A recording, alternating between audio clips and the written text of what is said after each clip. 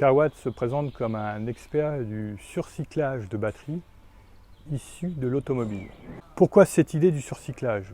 Dans notre contexte, je dirais, de dérèglement climatique, il est absolument nécessaire de gérer au mieux nos ressources, et notamment les actifs industriels que sont des batteries et qui ont encore, après avoir été utilisés dans une voiture, qui ont encore un potentiel à peu près d'une vingtaine d'années dans des applications qui sont moins contraignantes.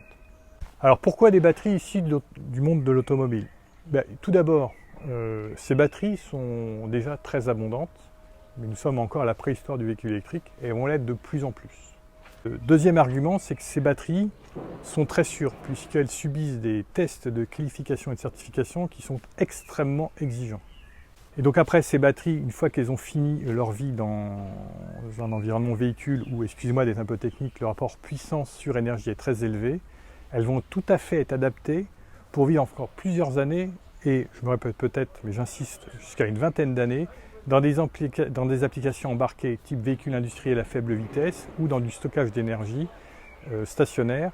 Elles répondront tout à fait à ces critères. Carwatt se positionne dans quel marché? Là, je vais encore un petit peu me répéter. D'abord sur le stockage d'énergie renouvelable, excusez-moi, type des éoliennes ou des unités de production photovoltaïque qui se développent de plus en plus, dont le principal défaut aujourd'hui est d'être intermittent. Et donc, avec des batteries qui sont aujourd'hui assez chères, c'est un investissement assez onéreux, le fait de batteries de deuxième vie, ça va permettre d'avoir un coût économique acceptable et même performant pour ce type d'application. Le deuxième sujet qui est plus stationnaire mais plutôt en mobilité, donc trois sujets je dirais.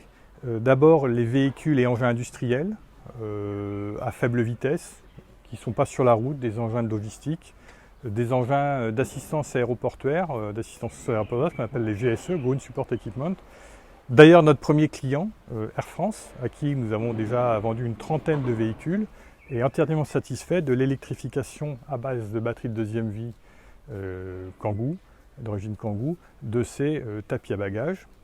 Aujourd'hui, nous proposons aussi des escaliers passagers et nous allons travailler sur les pousseurs.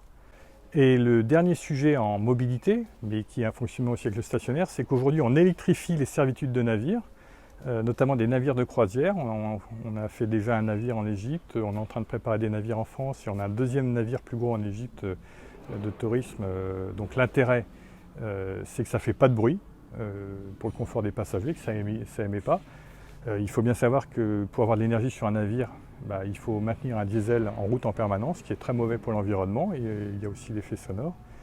Aujourd'hui, on commence à s'attaquer à la partie propulsion, mais on est bloqué par le fait qu'il n'y a pas d'infrastructure de charge aujourd'hui pour faire la propulsion. Donc, plutôt que de se dire on attend qu'il y ait tout, nous on préfère commencer déjà par les systèmes, déjà des servitudes qui sont alimentées soit par des panneaux photovoltaïques, soit par des hydrogénérateurs. Alors, effectivement, nous ne sommes pas les seuls à proposer ce genre de solution, mais quasiment les seuls à partir de batteries de deuxième vie. Donc notre différenciateur, c'est notre savoir-faire. Notre savoir-faire, c'est que c'est basé quand même sur une cinquantaine d'années cumulées d'expérience en engins électriques, véhicules électriques et batteries lithium. Et nous avons d'ailleurs notre propre technologie de BMS, donc BMS Battery Management System, en fait c'est pilotage des batteries, qui nous permet, avec nos systèmes entre 48 et 800 volts, d'extraire ou d'exploiter jusqu'à plus 15% d'énergie que le ferait un système classique. Alors pourquoi nous avons rejoint la plateforme VTED?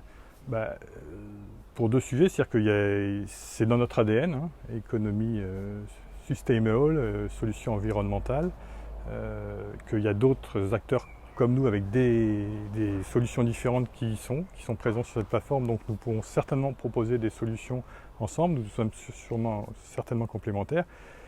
Mais aussi, c'est pour nous un moyen d'accéder aussi au marché, d'être une vitrine pour notre société. Et puis cet esprit VTED nous plaît bien, cette plateforme VTED nous plaît bien. Donc nous sommes très heureux de faire partie de cet écosystème, de cette famille VTED.